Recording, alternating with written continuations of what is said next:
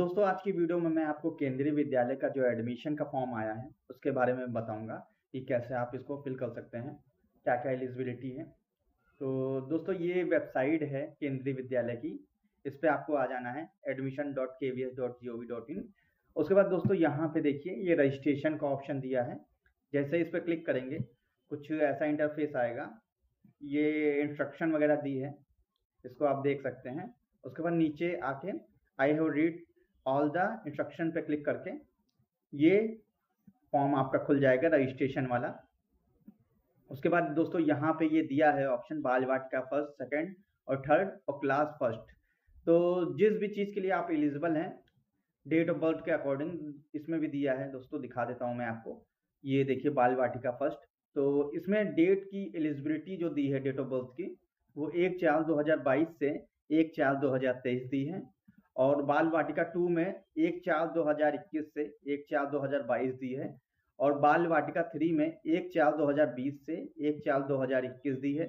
और class first का जो दिया है वो 1/4/2018 से 1/4/2020 तक। तो दोस्तों ये डेट ऑफ बर्थ वाली एलिजिबिलिटी है, तो हम उसी अकॉर्डिंग जो है बात करेंगे। हमको क्लास फर्स्ट का भरना है। तो यहाँ पे दोस्तों सबसे पहले कैंडिडेट का नाम, जो बच्चा है उसका नाम डाल देंगे। यहाँ पे आपको जो है फर्स्ट नाम अपना फिल कर देना है, कैंडिडेट का बच्चे का जो भी है। उसके बाद यहाँ पे लास्ट नेम फिल कर देना है। अगर मिडिल नेम है तो यहाँ पे आपको फिल करना है, नहीं तो उसको छोड़ के लास्ट नेम फिल कर देना है। उसके बाद यहाँ पे आपको जो है डिसेबिलिटी दिखानी अगर है बच्चे की तो यस करिए, नहीं तो इसको नो कर दीजिए। उसके बाद डेट ऑफ बर्थ डाल देंगे यहाँ पे बच्चे की जो भी है। तो दोस्तों ये एलिजिबिलिटी दी है क्लास फर्स्ट की, इसी के बीच में आपका बर्थ होना चाहिए। बच्चे का जो बर्थ है इसी इन दोनों के बीच में ही होने चाहिए। 1/4/2018 से 1/4/2020 के बीच में ही होनी चाहिए डेट ऑफ बर्थ। तो यहाँ पे डेट ऑफ बर्थ सेलेक्ट कर लेंगे। उसके बाद दोस्तों नीचे ही आएंगे, जैसे ही यहाँ पे ये पूछा है क्या अभ्यर्थी केवीएस कर्मचारी का पुत्र या पुत्री है, अगर है तो यस करिए, नहीं तो इसको नो कर दीजिए। उसके बाद यहाँ पे आप अपना ईमेल आईडी डाल देंगे। उसके बाद यहाँ पे आपको अपना मोबाइल नंबर डाल देना है। उसके बाद यहाँ पे दोस्तों कैप्चा कोड दिया है, ये आपको फिल कर देना है।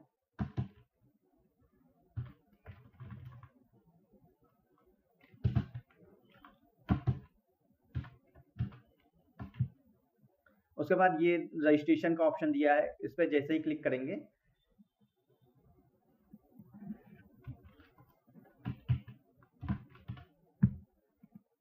एक ओटीपी आपके मोबाइल पे चला जाएगा। तो ये दोस्तों दिया है, ये ओटीपी यहाँ पे आपको डाल देना है। उसके बाद नीचे कैप्चा कोड डालना है। उसके बाद वेरीफाई वाले पे क्लिक करेंगे। तो दोस्तों ये आपका रजिस्ट्रेशन हो गया है, ये दिया है आपका रजिस्ट्रेशन।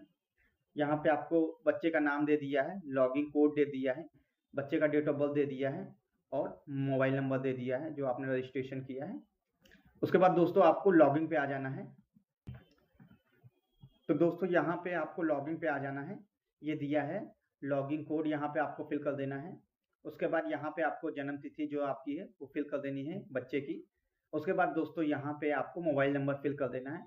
उसके बाद ये कैप्चा कोड डालना है आपको और लॉगिन पे क्लिक कर देंगे। तो जैसे ही लॉगिन पे क्लिक करेंगे कुछ ऐसा इंटरफेस आपका खुल जाएगा।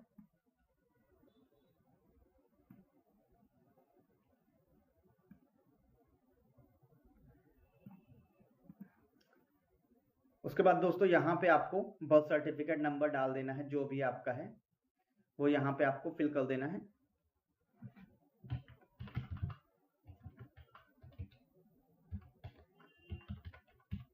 उसके बाद यहाँ पे बच्चे का आधार नंबर डाल देना है, जो भी आधार नंबर है, अगर है तो उसको डाल दीजिए, अगर नहीं है आधार नंबर तो उसको छोड़ दीजिए, ऑप्शन कोई ज़रूरी नहीं है। उसके बाद दोस्तों ये मातृभाषा पूछी है आपकी क्या है, तो जो भी मातृभाषा है वो डाल दीजिए। उसके बाद ये पूछ रहा है क्या केवीएस कर्मचारी का पुत्र पुत्री, ये तो नो ही कर दिया था दोस्तों। उसके बाद ये ऑप्शन पहले से फिल है, रजिस्ट्रेशन में किए गए थे। उसके बाद जेंडर सेलेक्ट करना है, मेल है या फीमेल। उसके बाद दोस्तों ये ब्लड ग्रुप पूछा है, ब्लड ग्रुप आपका कौन सा है वो डाल देंगे। उसके बाद कैटेगरी पूछी है, जो भी कैटेगरी है आपकी। तो दोस्तों इसमें मैं आपको बता देता हूँ, कैटेगरी में अगर आप जनरल सेलेक्ट करते हैं तो ये दिया है ऑप्शन, 3 ऑप्शन खुल जाते हैं। EWS अगर आपका है तो वो यहाँ पे फिल करेंगे तो आपको सर्टिफिकेट डिटेल मांगेगा। BPL अगर आप गरीबी रेखा के नीचे हैं तो इस पर क्लिक करेंगे तो इसकी भी डिटेल मांगेगा। और अगर आप इनसे रिलेटेड नहीं है, BPL या EWS से संबंधित नहीं है, तो इस पर जैसे ही क्लिक करेंगे तो आपका सेव नेक्स्ट का दिखाने लगेगा।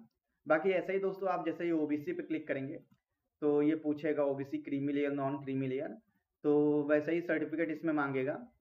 सर्टिफिकेट नंबर आपका लेगा, किसने जारी किया मांगेगा, और यहाँ पे डेट मांगेगा कि कब आपका जारी हुआ सर्टिफिकेट। तो इसी तरह आपको भरना है। बाकी जो है उसके बाद दोस्तों सेव कंटिन्यू कर देंगे। उसके बाद दोस्तों ये पूछ रहा है क्या आप एकल अभिभावक हैं, अगर एकल अभिभावक हैं तो यस करिए, नहीं तो इसको नो कर दीजिए। उसके बाद यहाँ पे पेरेंट्स डिटेल खुल जाएगी। तो यहाँ पे दोस्तों माता जी का नाम जो भी है वो फिल कर देना है।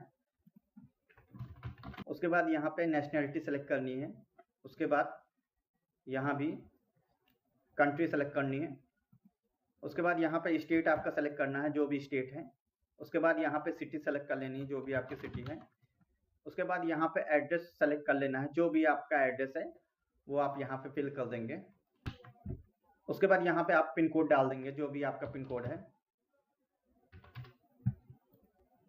उसके बाद दोस्तों यहाँ पे आपको जो है कि आप चाहते हैं कि माता का आवासीय पता, पिता के आवासीय पता फील्ड में स्वतः ही लिख जाए, तो अगर एड्रेस आपका सेम है तो यस कर दीजिएगा। वो डिटेल जो आपने माता के एड्रेस में भरी है वो ऑटोमेटिक आ जाएगी। उसके बाद यहाँ पे आपको मोबाइल नंबर डाल देना है, जो भी है।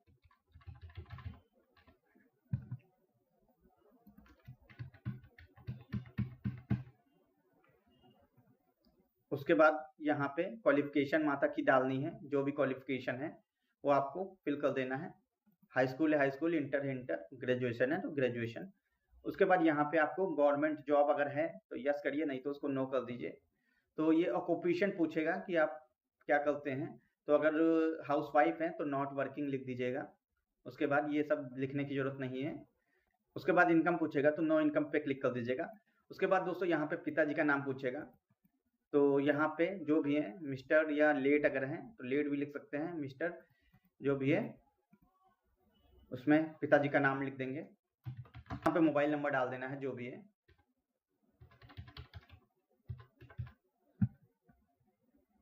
उसके बाद दोस्तों क्वालिफिकेशन फादर की डाल देनी है, जो भी है। उसके बाद पूछा है ये क्या गवर्नमेंट अधिकारी हैं, अगर है तो यस, नहीं तो नो कर दीजिए। उसके बाद ऑक्यूपेशन पूछा है क्या है, प्राइवेट है तो प्राइवेट डाल सकते हैं, और बिजनेस है तो बिजनेस डाल सकते हैं। ऑर्गेनाइजेशन पूछा है, अगर कुछ है आपका ऑर्गेनाइजेशन है तो यस करिए, नहीं तो इसको नो कर दीजिए।